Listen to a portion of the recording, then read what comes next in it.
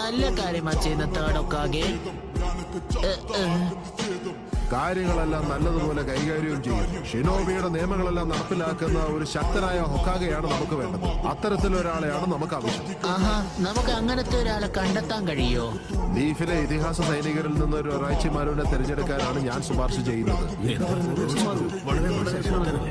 നിങ്ങൾ എന്ത് പറയുന്നു ലോർഡ് തേർഡ്? എന്നിരുന്നാലും ഒരു പോരാളിയുടെ അടങ്ങാത്ത ഇച്ഛാശക്തിയാണ് ആ കണ്ണുകളിൽ എനിക്ക് കാണാൻ കഴിയുന്നത്.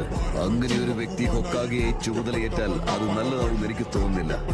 ഞാൻ മിനാറ്റോ നാമിക്കയുടെ പേര് ശുപാർശ ചെയ്യുന്നു. അവൻ ജിറായയുടെ കീഴിൽ വിദ്യാഭ്യസിച്ച ഷിനോബിയാണ്.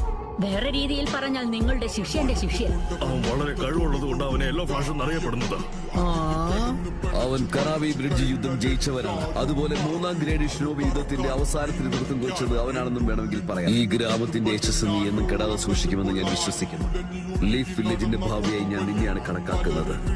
അതിലൂടെ മൊത്തം ഷിനോബി ലോകത്തിന്റെ ഭാവിയെ നീ നിശ്ചയിക്കും. അങ്ങയുടെ വിശ്വാസം കാത്തു സൂക്ഷിക്കാൻ ഞാൻ എന്നെ കൊണ്ടാവുന്നതെല്ലാം ചെയ്യും. അത് എന്താണെന്ന് വെച്ചാ അത് 4ാമത്തെ ഹൊക്കാഗെ ആരാണെന്ന് പ്രഖ്യാപിച്ചു. ഞാൻ അയാളുടെ പേര് പറഞ്ഞാൽ നീ ഞെട്ടും. അടുത്ത ഹൊക്കാഗെ ആകാൻ പോകുന്നത് മിനാറ്റോ സെൻസിയാണ്.